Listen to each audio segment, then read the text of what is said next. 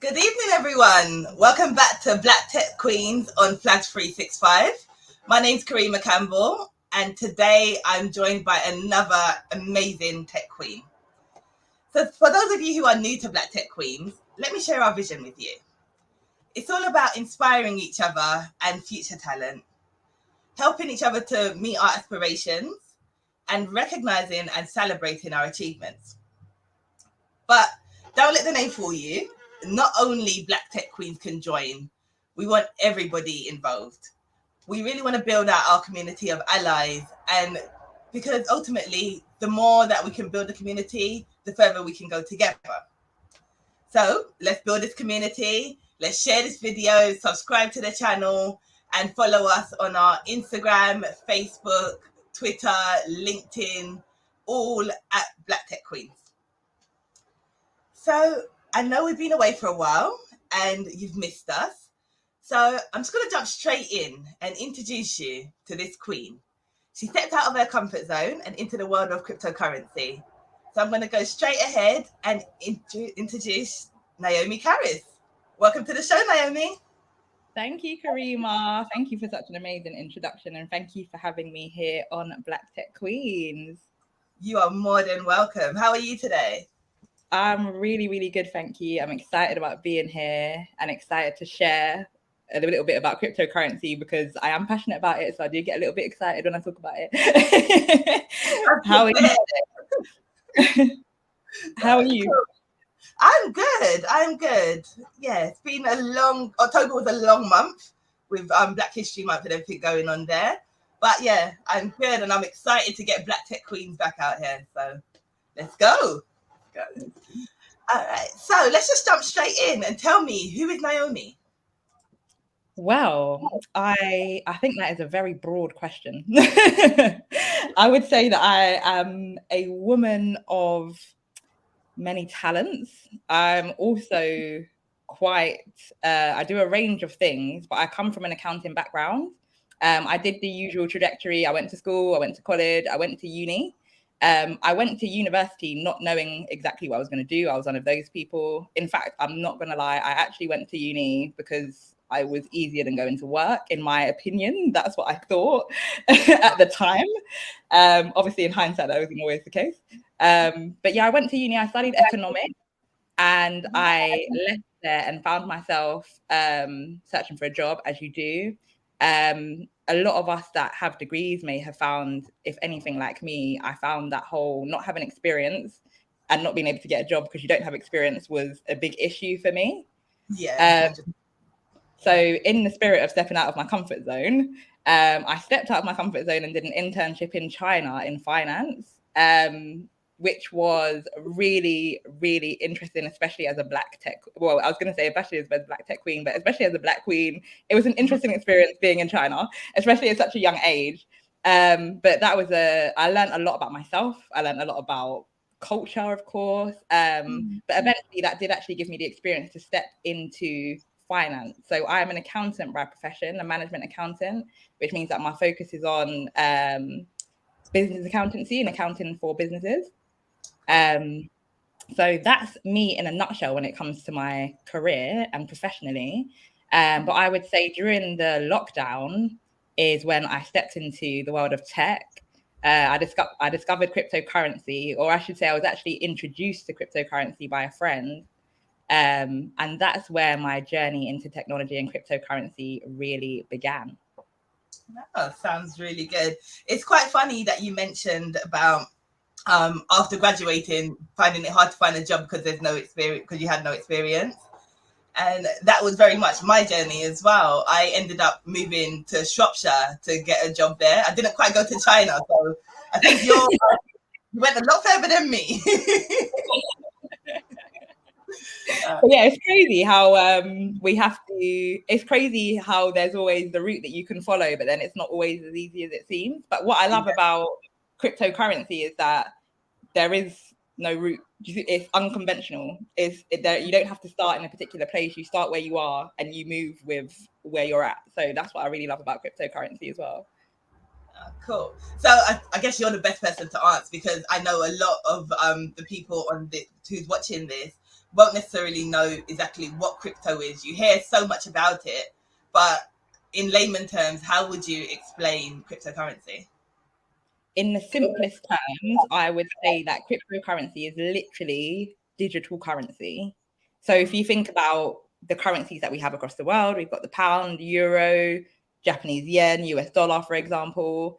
When you hear like Bitcoin, for example, that's just a digital currency. It means that it has a monetary value, just like the pound, for example. But instead of being a physical asset, it is a digital asset. So you hear people, or you may have seen even these days, we actually have Bitcoin ATMs, or we have crypto ATMs where you can literally purchase cryptocurrency from a machine. And all of these things you're going to start seeing popping up because cryptocurrency is becoming more and more adopted. But essentially, it is literally that, just digital currency. And as you can see, the world is getting more and more digital, which is why I'm so passionate about people understanding exactly what it is and not being afraid of it. Cool. So do you need to be technologically minded in order to deal with cryptocurrency? Definitely not, guys. I am. You heard my story, right? I'm an accountant by profession. I don't mean to be stereotypical, but when most people hear that I'm an accountant, they're like, "Wow, that's boring." It's not very intricate. It's so far from technology, but you don't need to have that whole. You don't even need to be super tech savvy. You don't even really need to be able to use a laptop if you like. It's that deep, really, if you're going to be honest. Like, it's very easy to get into as long as you know.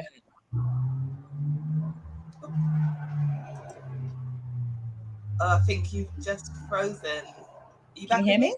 Am I Yeah, back? yeah. But yeah, I hope that makes sense. Does that answer your question? Does that explain it in a nutshell? No, definitely does. It's funny because when we first started talking, and you mentioned crypto. Obviously, we see so much out there right now, and then the economy as a whole was just really unstable. And so, when you were doing this journey into handling crypto, were you a bit concerned about the future of it? Yes and no. So it was my actual first investment. It was my first experience of investing. So I understood that there was risk behind it.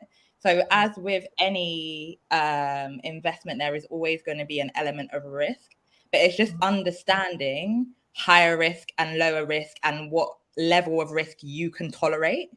Mm-hmm. There are going to be, for example, if you think about, I don't know how much you know about stocks and shares or about how anyone knows about stocks and shares, but say, for example, we've got a company like Apple, well known, every other person has an iPhone. We know that that is factual. Compared to a new phone company that brings out a new phone that nobody knows, you can invest in that company, but it'll be higher risk because there's less history, I guess, less proof of what they can produce, etc., etc. Cryptocurrency works exactly the same way. I mentioned Bitcoin before, and I think that's probably the one that most people think of when you hear cryptocurrency. And that's because Bitcoin is literally the granddaddy of all cryptocurrencies. It is the first one. So that's why people think of it.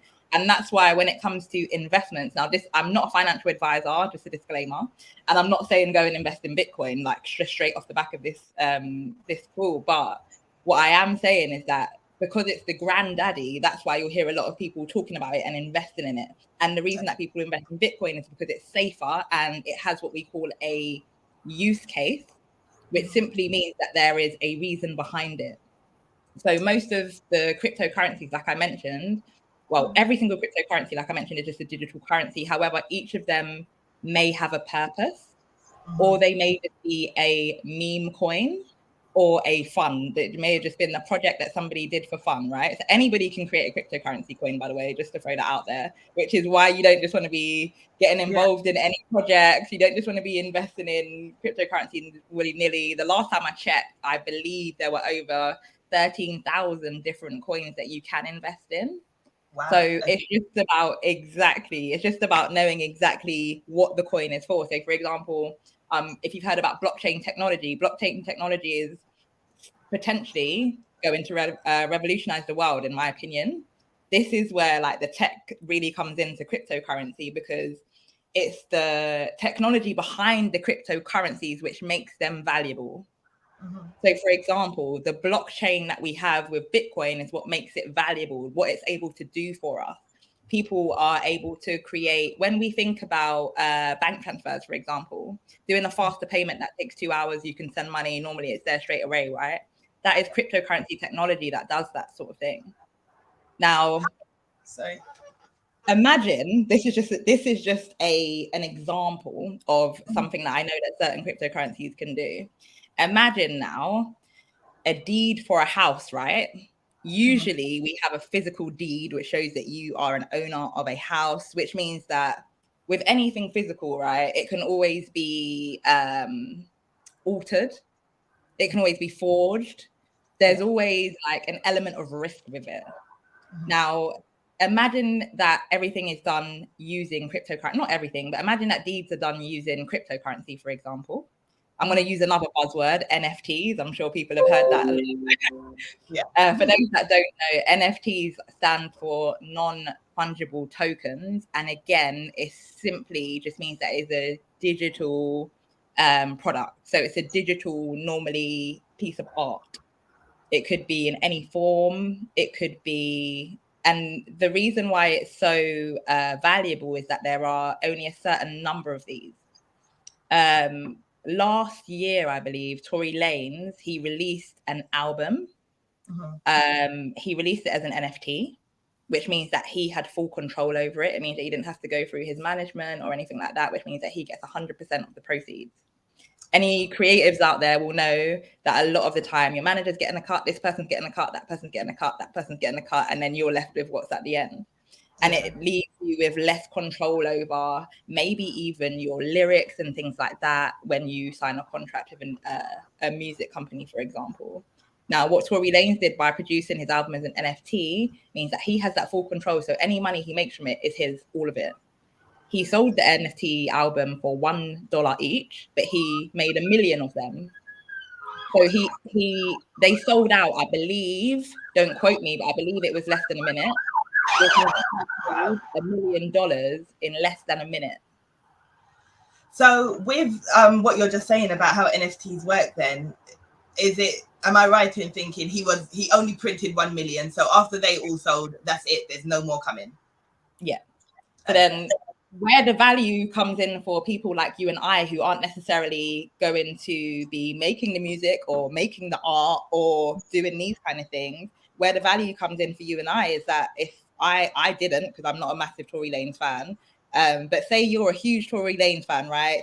You've gone in, you've bought this $1 album, and Tory is aware of how the process works, right? So he's set up his fans essentially pretty much for life, those ones that got it, because what it means is that basic supply and demand. When something is low in supply but high in demand, it pushes the price like really high. So it was only $1. There were only 1 million. They're all gone. The following day, I believe it was 4 figures to buy that very same album. Wow. So you could have potentially bought that album for $1 yesterday and sold it for 4 figures today, and you would have made that profit for yourself. Yeah. So that's where you and I are able to utilize this technology and actually monetize it. It's just being aware of what it is that you want to be buying. You don't want to be buying every single NFT because not all of them are going to be valuable. So it's just getting that knowledge to understand what it is that you want to get involved with when it comes to cryptocurrency, because I feel like we've been on this session for such a short time, but I've really touched on so many different elements of the technology behind it. And that's what I mean when I say there's just so much to get involved with and to understand. And I would say I don't even think it's necessary for you to know everything.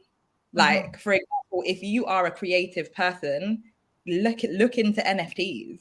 That's something that is genuinely going to interest you, right? Because most of us, well, I can speak for myself and I say if something doesn't interest me, I'm not going to do it. I'm not going to lie. I can be doing all that. So if find something that you're interested in and focus on that. What it is for me that drew me to cryptocurrency was just as a whole, how the technology behind it can change how we do things on a day-to-day basis. And that's what drew me to it. Oh, wow. I think when I mentioned that you were going to be on the show, everyone was like, but answer about NFTs, answer about crypto. So you really to me. So thank you, definitely. And it's reassuring to hear that you don't have to be into technology in order to benefit from both cryptocurrency and NFTs. All creatives can benefit from NFTs. That's really good to hear.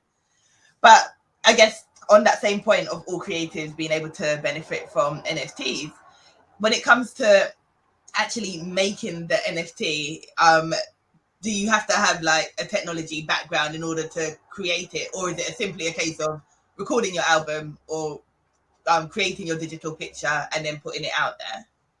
Now, that is not my area of expertise, but to my understanding, it is not that difficult to create an NFT.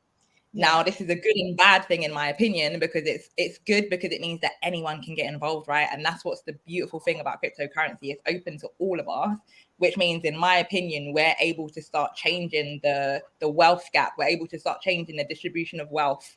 That's how I see it in my mind. It allows the everyday working person or working class person to increase their income and start to break those barriers and break into other brackets, right?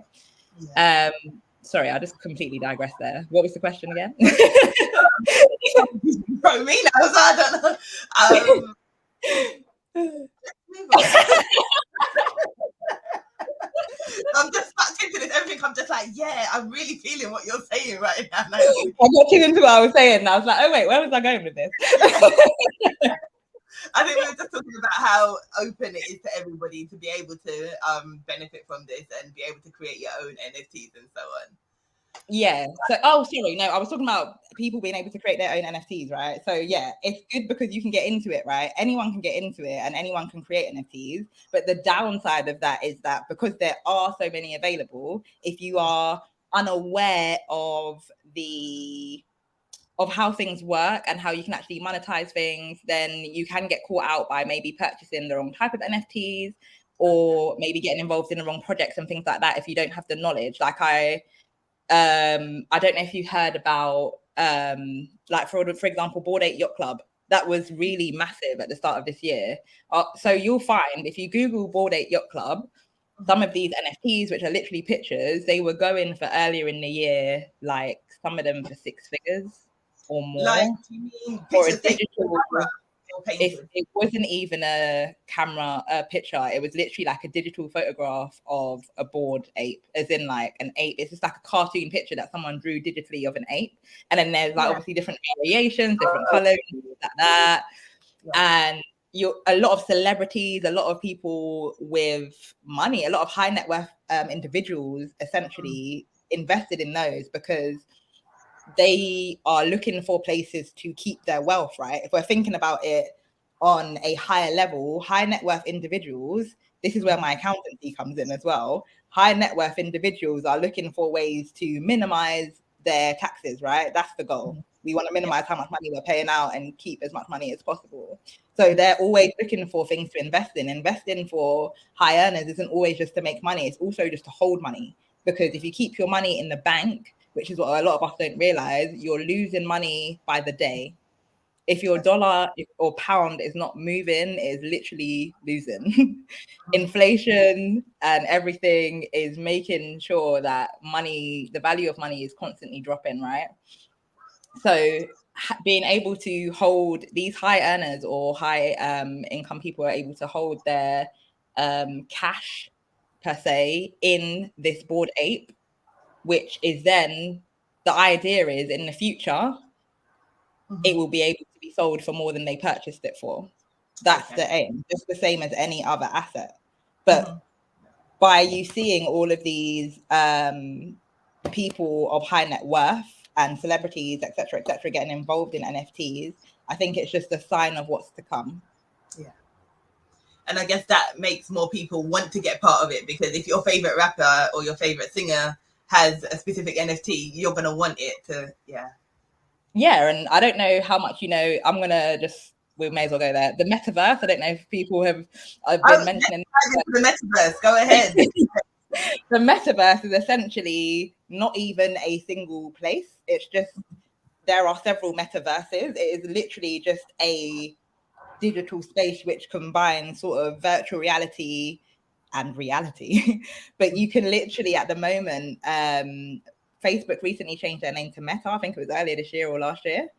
And I saw an advert 2 weeks ago, I believe. I don't know if you've seen those virtual reality headsets. Yeah. It was an advert about how I can't remember which company, but they're using these virtual reality headsets to perform operations. Oh, wow. So nurses, doctors, etc., are no longer having to practice using previous means. I mean, I'm not a doctor or nurse, I don't know what they used to do, but I know now that they're able to potentially put on a headset and they're able to carry out a surgery. Do you see what I mean? Yeah. Without actually having to have anything physically there, which means that it cuts costs. It means that you're able to learn potentially faster without potentially damaging anybody. Say you're a dentist and you may have a slip, like when you're first starting out, like that could really go wrong. But if you're doing it in virtual reality, then that's a whole different story. And now the metaverse is crazy because you can get a job in the metaverse like today if you wanted to. You can literally go and work in the metaverse. You can go to put on your VR and you can literally go to work in the metaverse. It's a very interesting place. But what's interesting about it is that yes, it's all fun and games. A lot of people think, oh, just virtual reality is fun and games. But like I mentioned with the VR headset and practicing operations, for example, imagine driving tests. Like imagine a VR goggle and you have a steering wheel and all the things that you need. You don't physically need a car to learn to drive anymore. It changed, like the technology potentially can change how we do everything. And as we know, society as a whole is moving towards getting rid of the labor force and getting behind technology. So I think it's important for us to make sure that we're aware of that and we're getting behind it too, so that we can make the most of it. A lot of us personally, I don't work in a labor intensive job, but there are so many of us that do work in the labor force, right? We're part of the labor force. And it's like, we need to be aware of what's to come, because in 20 years, your job might not be relevant. Your job may not exist anymore. So it's just getting that knowledge and understanding how we can start to get ahead of what's to come. No, definitely. I think one of the things that I really want to see is, as you mentioned, us preparing ourselves, but also I want to see more of us getting in, well, not necessarily early adopters because it's already kicked off, but very much getting in and making sure that the representation's there, because there is obviously the concerns around ethics and biases and things like that. Definitely. And I completely agree with you. And I think, again, that comes down to knowledge, though, and just knowing. I think it's just knowing the right places to be. Do you see if that makes sense? Knowing where to go for the right information, for example. And I just think it's a case of getting our people to understand that. I think in my personal experience, when I speak to people about cryptocurrency, it's either one of two things. People are either super interested or they close off immediately. And I would probably say 75% probably close off immediately. And we need to cut that off. Just because we don't know it, it doesn't mean it's not going to happen. If we think back to the internet, like when the internet was first introduced, you can go on YouTube and watch like TV, news articles and interviews where they're literally talking about the internet and talking about how it's bad, it's never going to work, and all of this stuff. And look at us now, we're literally on the internet. People are watching us on the internet. And if you had invested in that time, imagine investing in the internet, where you'd be today. And potentially investing in some of these cryptocurrencies is going to set us up in that same position. So I'm thinking about not just myself, but my children that I'm yet to have and my children's children. So I'm really passionate about helping our community understand what it is that is available to us so that they can then take action. Yeah.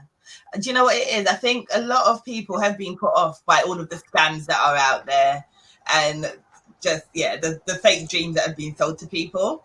So as you mentioned, I think a lot of it is down to just making sure that we are educated ourselves so that we don't fall victim of those scams, and so that we can carve out our own place to push ourselves forward. And as you mentioned, the generational wealth, create a platform where we can create generational wealth. Definitely. One tip I would give is never give anyone money to invest for you or to trade for you. So I'm actually a trader as well. I trade Forex as well. But what I would say is don't ever give anyone your money to invest or trade for you unless, I don't know, you have like a recommendation or something like that, that's got proof that they can do this for you from somebody that you know, not just a random person. But personally, I wouldn't ever give any money or cryptocurrency to anyone. There's a lot of scams, especially on social media, people DMing you saying, send me this and I can give you this. And guys, don't do it, please. Please don't do it. That everybody don't do it because, just because you hear what Naomi's saying right now, don't give your money to everybody to invest for you. Please don't. It's not worth it. Yeah, no. So it sounds like there's a lot going on with what you do, but how do you balance it all? Like, I'm sure you still like to have fun. Well, this is fun for you, this is your passion, but how do you balance work with your day-to-day life? I do like to have fun. I used to be a real party person. I'm not going to lie, guys. I'm that guy. I used to be out every weekend. Saturday was my time to shine.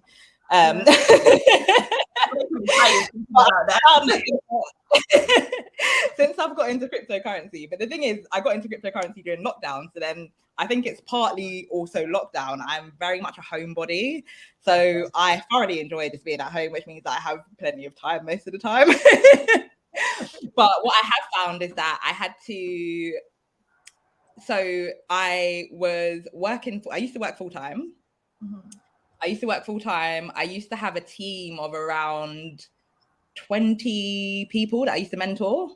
And then obviously I'm doing my own cryptocurrency investments and research and stuff, and I'm trading Forex as well. So that was my life from 2020 probably to beginning of this year. Yeah. And at the time, I thought it was fine. How I used to manage stuff is I'm a big diary person. Like my diary is, if I don't know, if it's not in my diary, I'm not coming. Sorry, I didn't account for it. So just organization, definitely organization, and also making time for yourself. I literally used to wake up 2 hours earlier than I needed to be up to spend time by myself. As in, I would read, I would do yoga, I started a whole new morning routine to spend time with myself, because I found that if I wasn't with one of the team, I was at work. Mm-hmm. If I wasn't at work, and at the time I was hybrid, so working half in the office, half at home. Mm-hmm. So if I wasn't in the office, I was with my boyfriend or my partner, or I was with my family, and then I'm like, okay, where's Nate's time? So I had to there was no time. I had to create it, and it meant that I forfeited or sacrificed sleep. But it was well worth it for me, because it gave me, I would probably say that it built my discipline.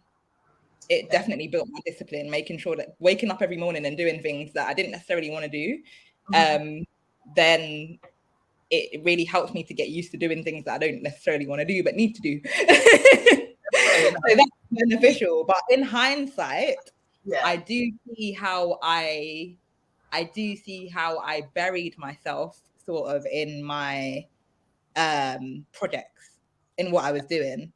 I think I was so focused on everything around me, as in the people that I was helping, where I was going, what I wanted to see, that I literally was just tunnel vision. I didn't see anything else. I didn't know anything else. I didn't know what's happening in the news.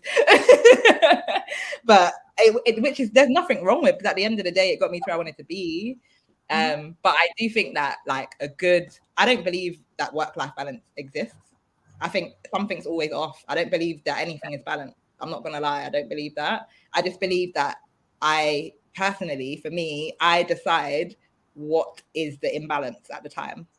Okay. So at that time, I decided to be in balance because I wanted to focus on the crypto stuff and my mentorship. So it meant that I was still working full time. I was still doing all this other stuff, but then that was my main focus. But now I would say, like, my main focus is just me. I'm literally just enjoying life right now, and it's great. I know you're enjoying life. Do you know how hard you are to get in touch? No, but it's really nice to see. You see all those self-help books where they say wake up at 2 a.m. so you can do all of this. Yeah, I wasn't that guy. I wasn't up at 2. That's a bit too far. But yeah, it's nice to see that you've been able to make that work for you and prioritize the parts that you need to prioritize. But yeah, it's really good to hear. And hopefully that will inspire more people to not put too much pressure on themselves to have that 50-50 balance, and just admit, okay, sometimes something's got to give, and not put that For me, it was the knowing that it's temporary. I knew it was temporary. This is not going to be my whole life. Like there may be another stage. I'm sure there will be another stage where I go hard on something else. But it's like we all. I'm sure like you've had the time when you were getting Black Tech Queens off the ground and you had to put more work in maybe than you do today. And it's just that thing of deciding to put the work in the beginning, knowing that you'll get the results in the long run. So I think that's what did it for me, knowing that it was only temporary. Oh, cool. Perfect. And you mentioned that you're working full time. Is that as an accountant? Yeah, so I don't work full time anymore. I do work part time though, as an accountant, yeah. Cool. Oh, cool. So going back to the whole journey into crypto and NFTs and everything, the core skills that you learn as doing your university course, that's great. But is there anything that you've been able to, any transferable skills that you found as you've moved into more digital finance rather than just the standard finance that you trained for? I would like to tell everybody out there that you need to know nothing about finance to get involved in cryptocurrency. I would honestly say that most of my transferable skills are more to do with just like attitude toward things. Like I said, discipline of not just listening to what you hear on Instagram, for example. For me, that's discipline. Oh, I want to get involved in that coin because everyone's talking about it. But no, because I'm going to go do my research and do what I need to do. That's discipline for me. So yeah, I hope does that make sense? Yeah, no. Like I think as you go into anything new, discipline is needed if you want to. I don't think there's anything like research, being able to read.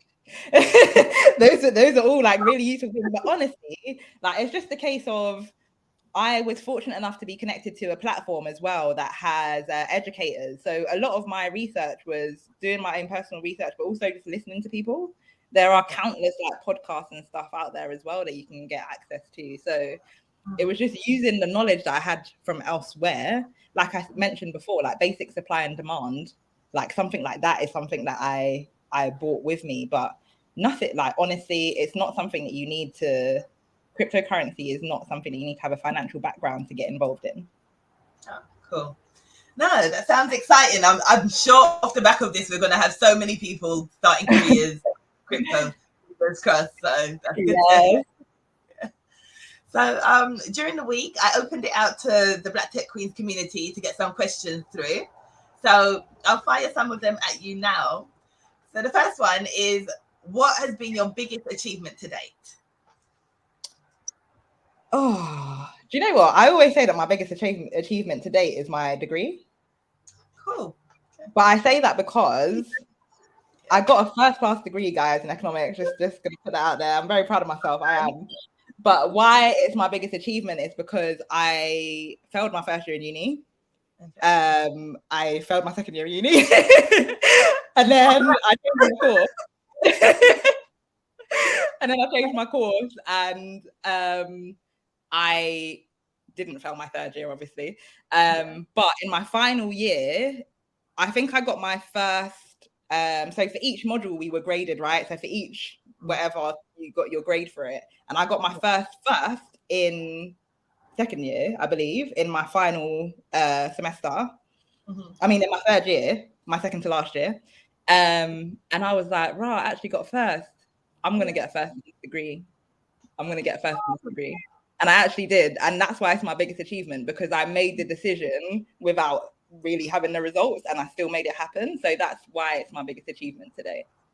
No, fantastic. Well done. Like that's a getting a first anyway is a huge achievement. But going through your journey is just like, it's a lot. It's a lot. Did you change courses? Yeah, so I changed my course midway through. So I started with business and maths. I did a joint honours degree. But the maths was not for me. I mean, when people talk about accounting being boring, they should definitely try doing a maths degree, because that was, that was something different. I learned about the history of maths, which I didn't even know was relevant to life. It was an interesting experience, but I realized why I chose maths is because I was always good at it. It was always a natural strength. And like I mentioned before, I didn't go to uni with an idea of exactly what it is that I wanted to do. So I just went with my strengths and my interests. So I enjoyed economics and I was good at maths. So I went for that. But I learned that it's not always about what you're good at. Because if you're not interested in it, it doesn't always work out. So yeah, I then changed on to economics and business, which is what I got my degree in. Cool. Okay. No, the history of maths. I'm not even going to ask you about it because I'm really interested. No. Another question from the audience is: what barriers have you faced in your career? So in my actual career in regards to accountancy, I would probably say that my main barrier was just getting my foot in the door with regards to that whole struggle of not having experience, but wanting to find a job, but every job that you want wants you to have experience. Once I got there, once I passed that, I haven't had, I think I've been fortunate enough not to have many barriers. I have, of course, had the whole, I've been like the only Black person in the office. Like that's just a standard for me, unfortunately. Which meant that comes with different, it comes with different challenges sometimes. But other than that, I haven't had many, fortunately. Oh, good. You mentioned that it comes with different challenges. How have you overcome those challenges? I think I'm very Black. I'm very Black and I'm very passionate about being Black. I'm very supportive of the Black community and I'm very proud of being Black as well. So I do get quite offended. Like say, for example, people make a light joke. I used to work in construction and it's all lads. Like it literally is just lads. Even in the office, it's just lads. And obviously, lads like to make jokes all the time, and sometimes their jokes are inappropriate. And I'm going to tell you that your joke is inappropriate. Like you actually can't say that. Don't say that again. Don't let me hear that again. And I start doing very much feeling comfortable speaking up. If something like, don't just laugh along for the sake of peace. Like call out when you see something wrong. Definitely, and I think that's where I've been able to build. I think I had a good relationship with a lot of my peers, especially in that construction role, which is where I started. It was my first accountancy job. And I was there for quite a long time, but I built a good relationship with a lot of the people there because I think I wasn't afraid to say what it is that I wanted to say. Whereas in previous roles, I may have just like kept my mouth shut because I was concerned. I think I don't know if it is age or just experience, but sometimes you get to a point where you're like, actually, this isn't it. I'm not just going to sit here and listen to that because it's actually irritating my ear gates and I don't want to hear it. So yeah, we just have to learn to speak up because a lot of the time it's well received. Like they'll just say, oh, I didn't realize that was offensive. I won't say it again. I mean, they probably say it behind closed doors, but that's none of my business. But they're not going to say it to you again. So there you go. And hopefully it will make the experience better for any future Black people going forward. Exactly. Definitely. No, good. I love that you are Black and you are unapologetically Black. Good. And have you had any in the digital world? Is there any particular role models that you have? Oh, I wouldn't say role models. I wouldn't say role models. I have learned from some really good educators, as in these are people who similar to me, and it's probably where I got a bit of my passion, is these, like I've learned from people who are passionate about helping people. They're passionate about cryptocurrency, and same, like I'm passionate about cryptocurrency, but more so I'm passionate about helping Black people get involved in cryptocurrency because I understand what it can do for us as a community in the long run. It's not the actual cryptocurrency itself that gives me the passion. And I think it's being around those people has allowed me to like sort of rubbed off on me and helped me to see the bigger picture. So I don't particularly have anyone that I look up to, but I do definitely have a lot of people that I've learned from. which I always, like, I used to say I'm a professional copier. I'm not going to deny it. I don't know why people like to don't do things the hard way. The easiest way to do anything is to find yourself a mentor and copy. Literally the easiest way to do anything. So that's what I did. I didn't want to learn the hard way. I did enough of learning the hard way, and I decided actually I'm going to learn the easy way and learn from the people that actually have the results that I desire. Oh, cool. Where did you find these people? So I connected with a online educational platform. Okay. So they're called I Am Academy, and you're welcome to go and have a look at them. But there are multiple different organizations where you can go and get information. All I would advise, like I said before, is that you make sure that the company that you're going to is credible, first and foremost, that it's a credible company, that they have proof of results. And like I said, it's even better if you can get a recommendation. Like I said, I used I Am Academy, and that's where I got all of my knowledge from cryptocurrency, all of my base knowledge. That's where I connected with my mentors. But then that's also allowed me to be able to build outside of that and learn outside of that and use that as my base knowledge to then grow my portfolio and get more involved in different projects as well. Cool. Oh, sounds good. Sounds really good. Okay, so tell me, what's next for you? So what's next for me? Speaking of cryptocurrency projects, I'm currently I've currently got some big things on the agenda that I can't go into too much, but keep an eye out on that. But I am definitely very much at the moment. I still have I'm still part of a wealth community. So we pool ideas, we share ideas when it comes to cryptocurrency and trading. So for me, it will just be helping more people get to where I am. And I don't necessarily mean doing what I'm doing. I just mean the level of knowledge and understanding. So helping people understand what it can do for them, because what cryptocurrency did for me, it can do something else for you. Because you may find, for example, my brother used to be a massive gamer, and he used to play PlayStation like literally 24/7, couldn't get him off it.